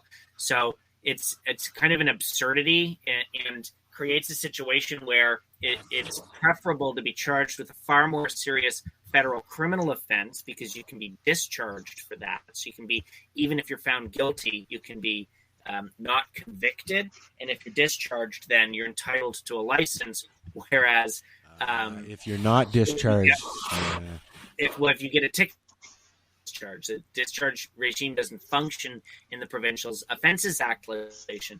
So if you get with the Cannabis Control Act charge in Ontario, you're barred from owning or being a manager at a licensed cannabis store. So in my submission, that violates the Constitution, because it's a cruel and unusual punishment, and B, it's completely arbitrary, right? Because if the goal of the legislation is to, compliance with the law, really it's just driving people into the black market. So, we just for the discharge thing, Jack, because I was involved in the lounge stuff that happened in that, and the gal that I won't say her name, but the gal who was actually there when the police came, she got into a situation where she got hired by a cannabis company and let go at the same time because of that charge. Once she told her, they asked if she had any charges, and they told her because there was a charge on her. Now, thank God, everything was dismissed, as you know, and she's gone on with her life. But I know a few other people that it has impacted to the point where they can't even work in the business anymore. And all they were doing was working for a dispensary, or a business. Yeah, it's very difficult. Now, there's a difference between a legislative bar, which is what my case was dealing with. So it's just you're just statutorily not allowed to. It is Okay. There's no discretion. You just cannot have a license. And an employer's decision on whether to employ or not employ. And so that's very unfortunate. So clearly in that situation, the employer just said, this looks messy. We don't want you. And, caused that to happen. That's very unfortunate. But that, it kills me. I hate that they do it. But employers are going to do what they're going to do. Now, yeah, because I don't think there's anything for working as an LP, you can have a cannabis or drug-related charge and work in an LP. What you probably cannot get is security clearance. Yeah. And you can't be, for example, master grower, head of security. I'm an executive, so I have security clearance. They couldn't be the president of an LP. There's restrictions on roles they can take, but technically you can hire any person at an LP they can work in the grow room if they see fit or whatever, but certain roles they can't do. Somebody's sure getting a lot of messages. Me. Sorry. Lindsay's requesting a song. Yeah, I know. I was trying to figure out what song. I found the song. That's interesting, though, Len. It's not right. I guess I get it, but it's. I'll speak for you know what? We fired people with charges. Back in the 80s, might have even been in the 70s, I had to go to the John Howard Society, okay? And because I got into some trouble.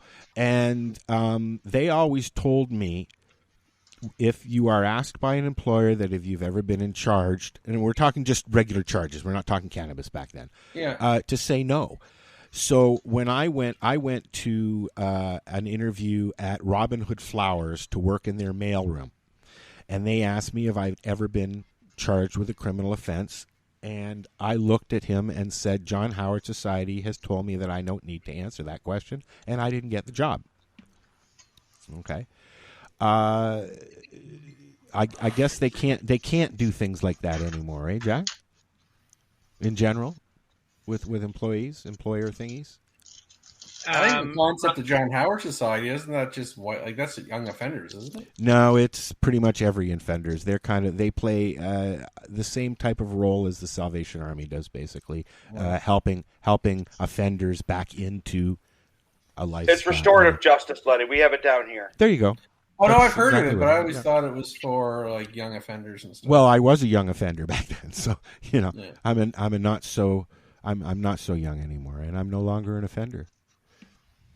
Besides, I have my lawyer here, so you're offensive. Sometimes you're offensive. Sometimes I'm offensive. Yes, I can be offensive. I sent you a link. You sent who a link? You a link. Yeah, fuck you. But no, for example, though, Truro Cannabis, we have people that unfortunately have charges against them, and some of them can't work in certain roles. I've been refused a few jobs because I have a charge on me, but it was from I was 18, right? But does that go away ever?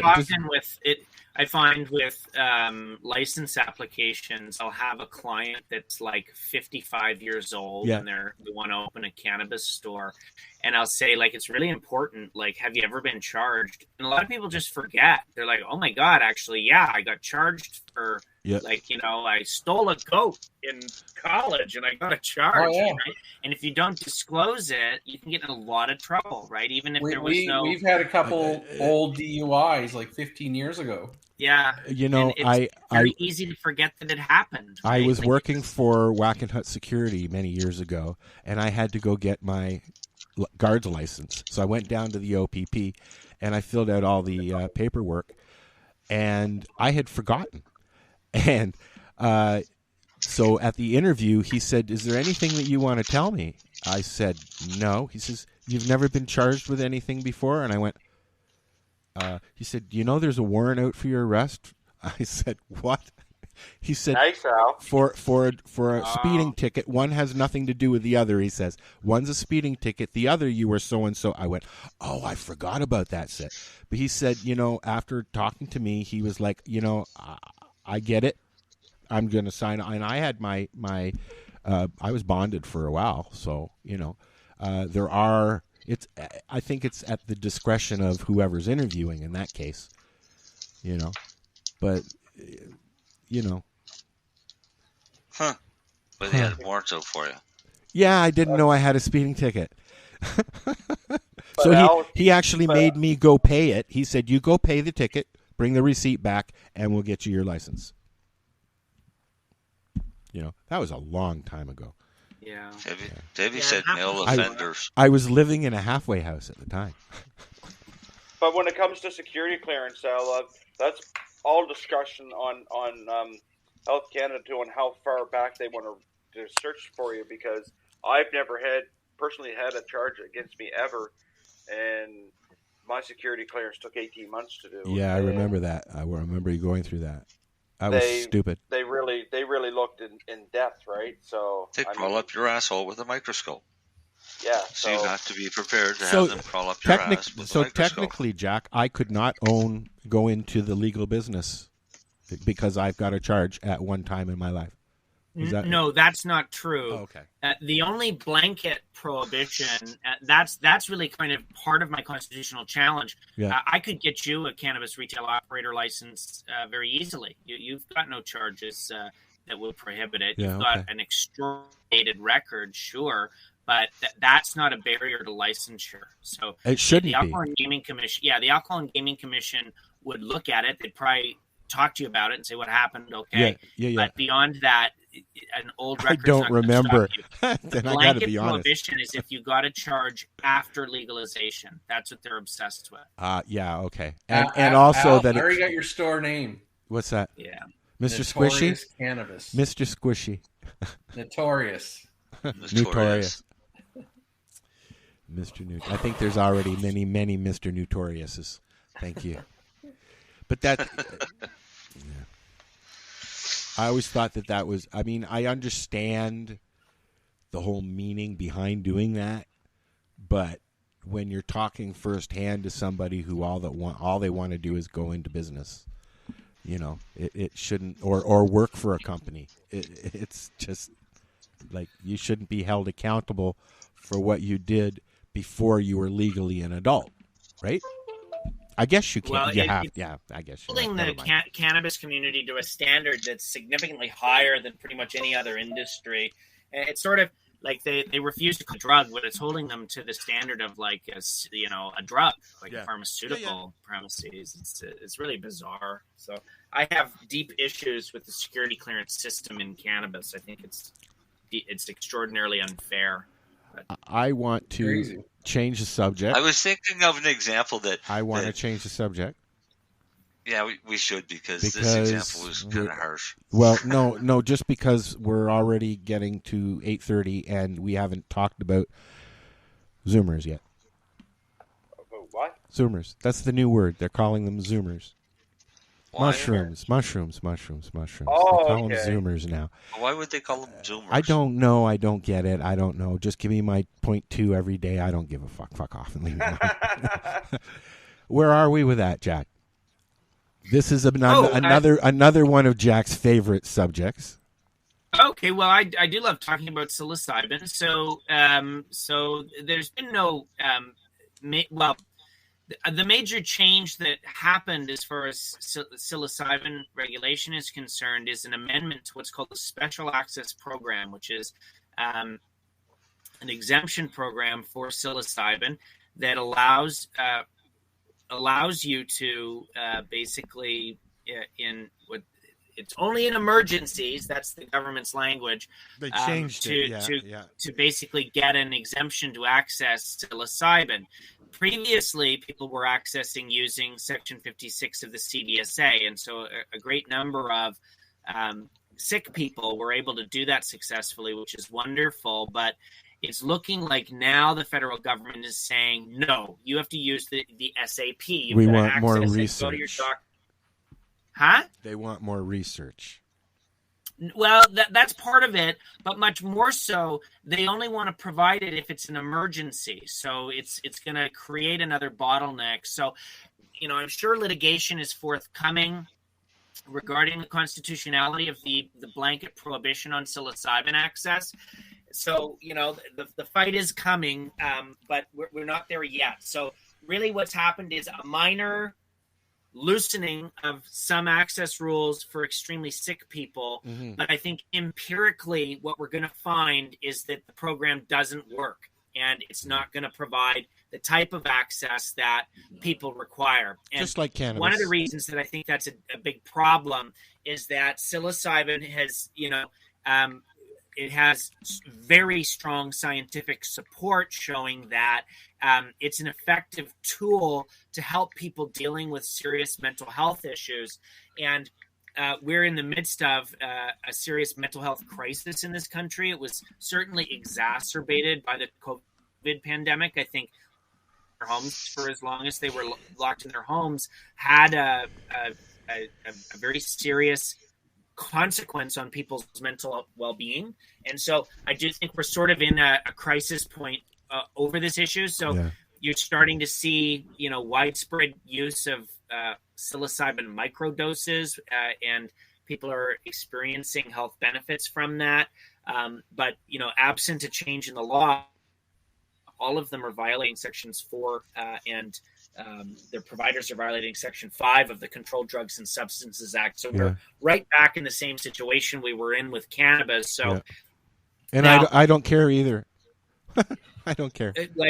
Part of and so the fight goes on. So I do anticipate litigation in that area, and I want to, the law as not complying with Section 7 of the Charter. My concern is if psilocin, so synthetically derived psilocin or a similar chemical salt that really isn't connected to the fruiting body of psilocybin mushroom producing mushroom. I am distrustful of derivative medicine of that nature. I'm comfortable with it with cannabis because it's derived from the cannabis plant, but like chemical salt derivations that are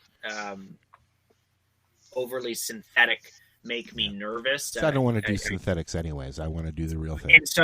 And so the government is obviously much more comfortable with synthetics, and so that this is a source of litigation because you have the vast majority of natural plant medicine people that who are interested in the fruiting body. Like they want to eat it or take the fruiting body and make a tea with it, make some food with it, however they want to consume it, or they want to grind it up, put it in a micro cap and consume it with some other nutrients, right? Microdose for themselves. In general, people that are interested in sort of medicine like that are very uninterested in synthetics. And so I think that if we have a legalization that is synthetics only, it may not provide the benefit to the people that need and want it the most, right? Which are people that are more interested in the fruiting bodies and psilocybin that's just grown naturally and consumed naturally the same way we've been consuming 80,000 years. So. Wow. You know what? I'm 58 years old. I was a case study at the Hinks Clinic in Toronto as a kid for hyperactivity children.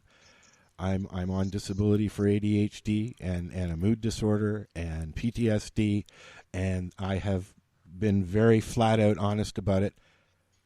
Psilocybin is the only thing that has stopped my depression. Not completely, but it makes it manageable. I lost my mom. I went through that. If I had not had mushrooms going through my mom's death, I would not have made it myself.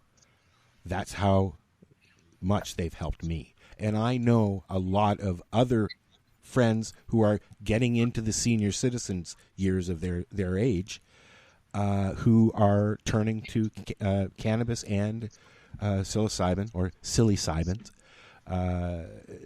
to help get through the life that we've been given now.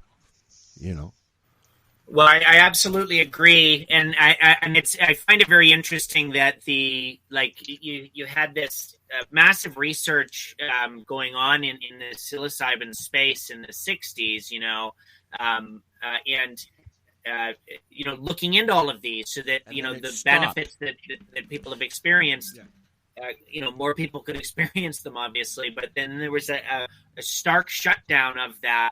I feel almost as if like the research now that's coming through the universities is in a sense driven by the black market underground, because like in I think it was 1990, this guy started writing under a pseudonym. I'm like fascinated with with publishing, because of course I've edited the book called the Psilocybin Mushroom Bible, which I've seen but still don't have a copy. Sorry, yeah, but it's a wonderful book, and basically dealing with PF tech, which is like sort of the innovation that came out in the early 90s regarding psilocybin cultivation. Basically like how to grow psilocybin cubensis easily at home using vermiculite and rice flour and making like cakes to grow with.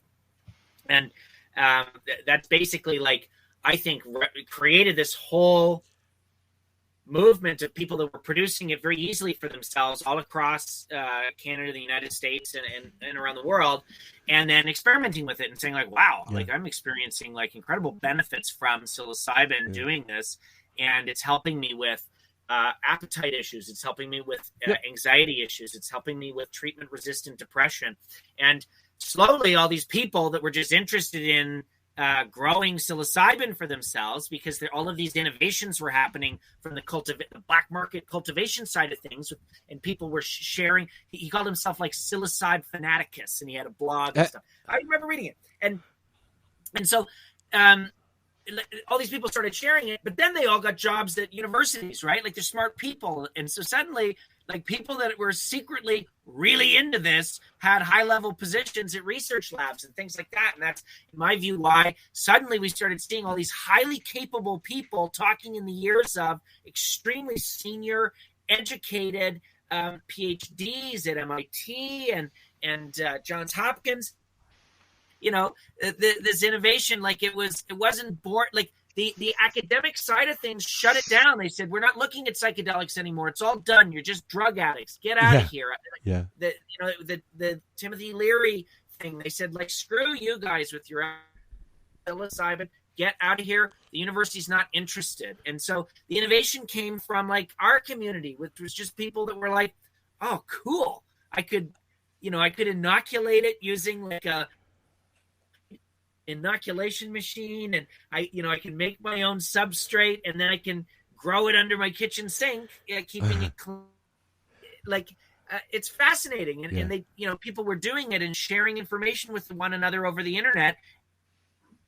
Then they went to university, right, and they had that knowledge from the underground, right? So it's so beautiful to me, because it's it's fungi, right? Like anyway. There's a symbiotic way to it that is so beautiful to me. So anyway, the research is incredible. It's it's super supportive of a constitutional challenge, and it just makes me so happy that it's flowing, in my view anyway, it's flowing from the underground mycologist community that basically invented this wonderful way to produce small amounts of psilocybin for yourself at home. Yeah, and you can get kits very, very readily on the internet. Yeah, I think it was in a 1991 issue of High Times, and I have a copy of it at the Green Candy Press offices. And this Robert McPherson was his name. And so nobody had done a book on psilocybin for like 10 years, and so since like 2009 or something, I was complaining. I said, I want to do a book about psilocybin. Someone's got to do it. Have you got a copy you can hold up? Sure, man. I'll give you a copy. No problem. And anyway, so finally I did it. No, I meant hold a copy up so people can see it, Jack. Do you have one there? One sec. One sec. I'll find a copy. All right.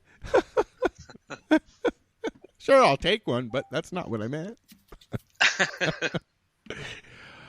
We need some music while we're waiting for Jack. Just a sec. I've got some. Look, they've added some stuff here. I sent you a link for a song that Lindsay wanted. Oh, let's play that. And when Jack comes back, we will continue our conversation about psilocybin and stuff. I'm just going to load it up. I'm sure he won't mind. And I've got it here. I don't know either. But sorry, Lindsay. Now I know what you meant when you said play a song for me. I thought Al was playing a song, and you meant, oh, you're playing a song for me. Sorry about that. 3:49. Okay, this is for Lindsay. Here you go.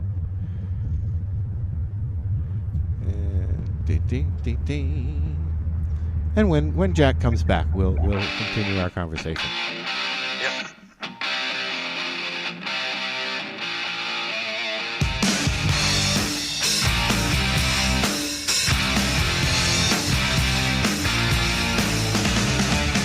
Can't explain all the feelings that you're making me feel.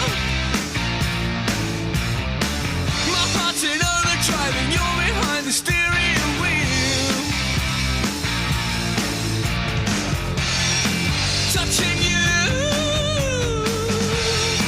touching me,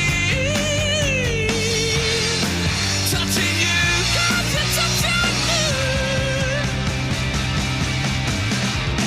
I believe in a thing called love. Just look into it with my heart. With a chance we can make it now. We're looking till the sun goes down. I believe in a thing called love.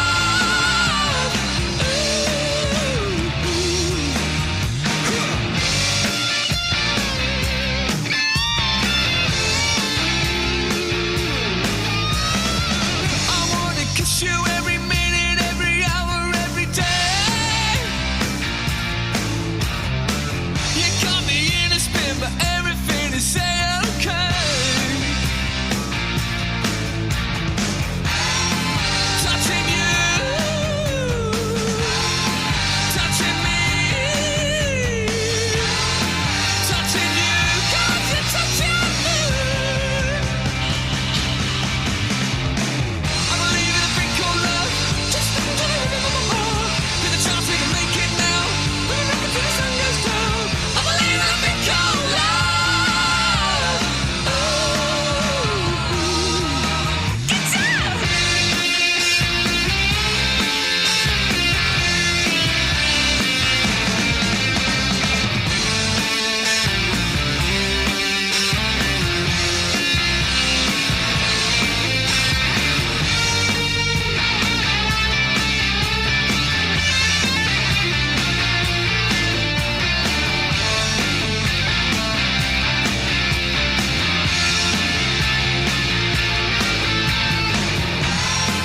Touching you, touching me, touching me,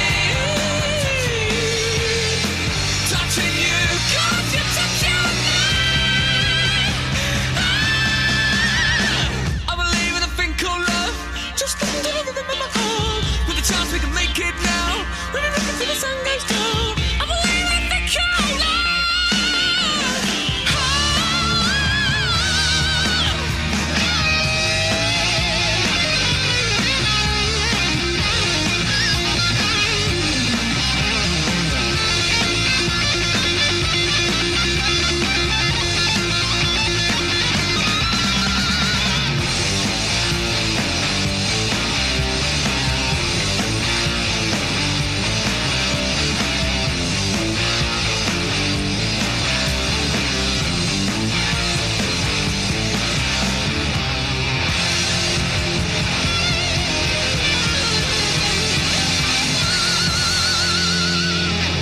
That's a lot of hair.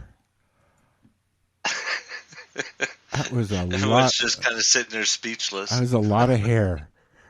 That's a lot of hair. Guy has some vocal range. Yeah, that hurt my ears a little bit, just a little bit. Wow. Wow. Yeah, I don't. Yeah, know. Lindsay, Yeah. we might not be letting you play that game anymore. Thanks, Lindsay. You guys never heard the darkness before? That That is the darkness, yeah. I think maybe that is the Jack darkness. got lost. He had to go to the office to get a book.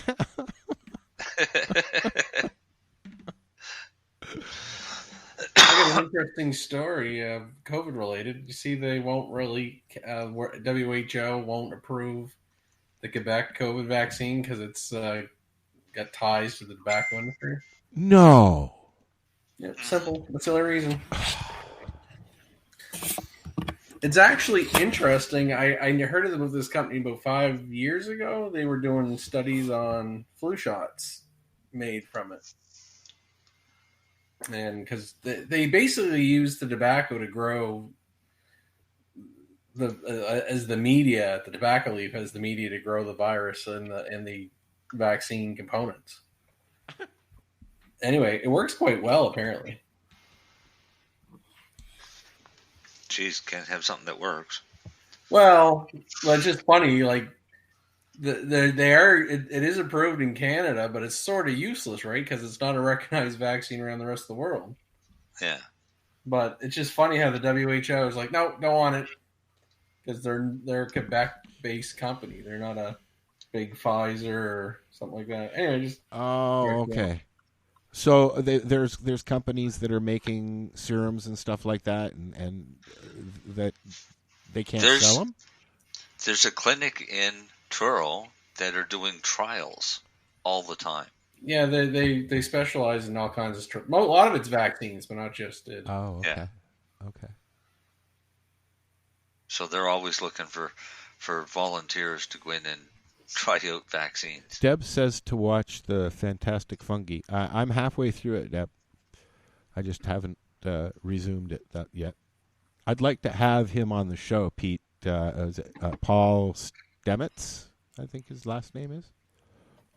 Marcel, isn't it? Don't know. I forget the show. There's Jack. I watched it. Sorry, buddy. I'm sorry, guys. I can't find a copy. My house is a bit of a mess right now. That's okay, buddy. Now I have just books everywhere, but standing behind the pile every book but the one we wanted to see. So I'm super sorry. That's okay.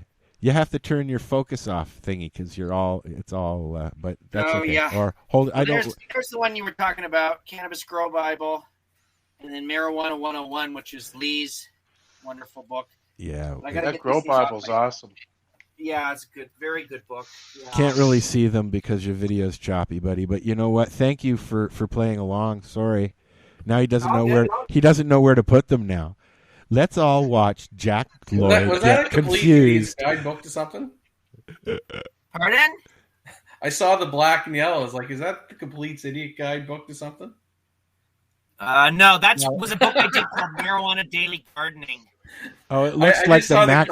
It looks like the For Dummies book, doesn't it? Yeah. That was a fun book. He did fluorescent gardening, and then just like every day, he showed you how to do it each day. It was like my response to Ed Rosenthal's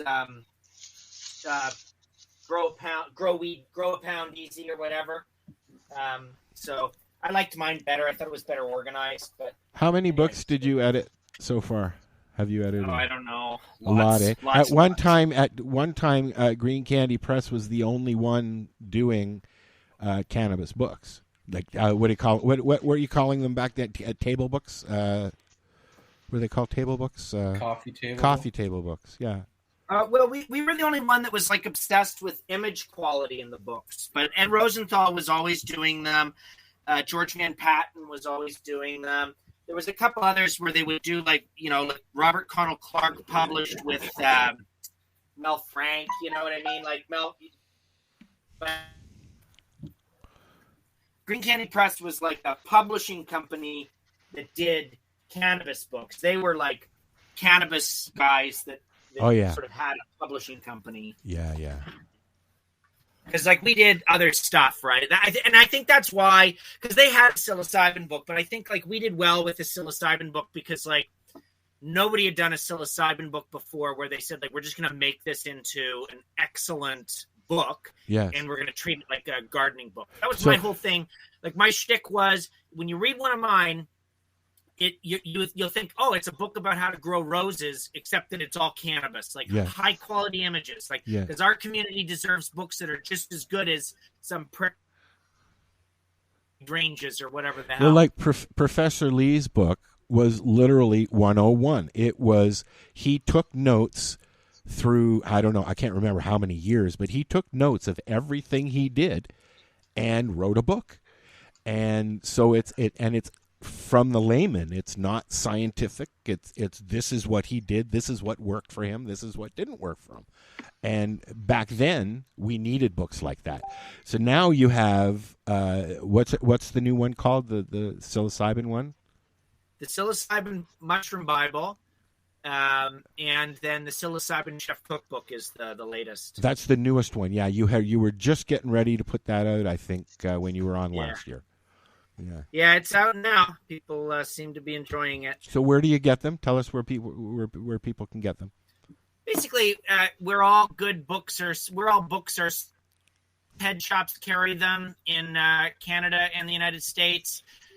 If you're in Europe, then Turnaround Publishing Distribution carries them, and then finally, obviously Amazon carries them, and then Chapters Indigo carries them. Yeah. So yeah, we're in every bookstore. Yeah, and if you're in the Campbellford area, you can get one at the Bongs and Dongs place there at Campbellford Lifestyle Shop. Wayne has them. Wayne had a couple, and then he had one. I think he's still got one left. I don't know. That's cool. Yeah. All right. Yeah. That's where I've seen it. I just did this frantic thing around my whole damn house. It's everything's torn to crap now. Sorry, buddy. I can't get that book. That's okay. I think I gave it to my dad. But anyway, I'll get another copy. Debbie, you need to come and say hello. You haven't been on in a while. Just saying. Debbie Stiltgiffen is listening. She's making comments. They want you to go to Harvest. They want you to come down for Harvest Fest. They want Jack. you to come to Harvest Fest, Jack. Oh, that'd be fun. That would be fun. I got to go to BC and run a bunch of trials. When's Harvest Fest? August. I don't know. August 12th and 13th. I'll try. I will try. That would be awesome. Cool, man. So we've got 10 minutes, and I want people to know where, if you need Jack's expertise, he has a few places where you can get a hold of him. Oh, absolutely. So if you'd like to get in touch with me, as I am a lawyer, of course, but I'm not giving legal advice today, today. No, he's off today. I do everything through word of mouth in general. So I don't have a website, but you can contact me. So I work with John Conroy, and he's got a website, so you can just contact him. That's my office. I share an office with Mr. Conroy. Or I'm on Twitter, Jack Lloyd Lawyer on Twitter. Or basically, just call my office and you'll get a hold of me. Yeah. Google him. You'll find me on him. Facebook. I'm pretty easy to get in touch with. Google Jack Lloyd. 2 L's. Yeah. Well, it's always fun having you, Jack. We need to do it more often, not wait a year in between. Oh, well, this was fun. Thank you so much for having me on. That was super fun, man. Always a pleasure. We love having you on, Jack. Yeah. Oh, Is there anything else that anybody else wants to say before we say goodbye? No, just that we'll have Jack on before Harvest Fest to give him that reminder. Yeah. Okay. I'm happy to come back. I'm ready to rock. And I'll let you know when that concert is, buddy. Sweet. Sounds good. Hopefully, and I'll let you know when to go scuba diving, Jack. Okay. There you go. All right. I got all sorts of fun stuff to do There now. you go. Lots of plans. Lots of plans. Darcy, What? you should thank Jack for being on because you got to miss out on your grow segments and you probably didn't have anything to talk about. We have 2 minutes or a couple minutes. Yes. Let's go with it. Actually, I was going to do some sprouting, but now I can wait till next week, so that's even better. Sprouting next week. You heard it here first. Sprouting. Yeah. Darcy's going to sprout next week. He's going to I sprout. got a shit ton of seeds sprouting, so I can do a bunch of select picking. So Where'd you get the seeds? I've had them for 20 years. There, I figure I get grandfathered in with them. took them seeds and made new strains. That's right. Hey Jack, not my first rodeo. There you go. I like everything I'm hearing. Good. There you go. All right, guys, this is the 420 Radio Show. Thanks for listening. We're here next week. We have some people rounded up that Marijane has put together. I don't have any information on that right now. But It was randos. It was It's it's not random 420 people. celebration That's going right. to be happening. So that brings me to, if you're doing a 420 thing, let us know so we can tell people about it. Don't care where you are. There you go. How's that a plug? Is that a plug? I'm going to get it for you. I'm going to get it. Okay. I'm almost You getting there. it? TikTok, TikTok, TikTok, TikTok. Oh, yeah, sure. What? That was He's cool. putting a clock on you. All right. Yeah, because your 8 minutes and pouring down rain never happened, Marcel. Yeah, you totally fucked that up. HushChicago.com. They're having a huge event to celebrate 420, and the event is called Make It Sexy. Cool. So they'll be here next week to talk about that. I guess they're going to make cannabis sexy. I guess we're going to talk about sex next week. Well, I mean, That'll be you fun. always make cannabis sexy when you trim it. Fair It's enough. like taking off all those excess clothes that you don't need. Hey, Marcel. Get right down to that. But, yeah, sorry, dude. Say goodnight. Good night, people. Thanks, Jack. Hey, this is Cheech. This is Chong. And you're listening to Lifestyle Radio. What is it? Lifestyle Radio. Say it one more time. 420 Radio? Woo!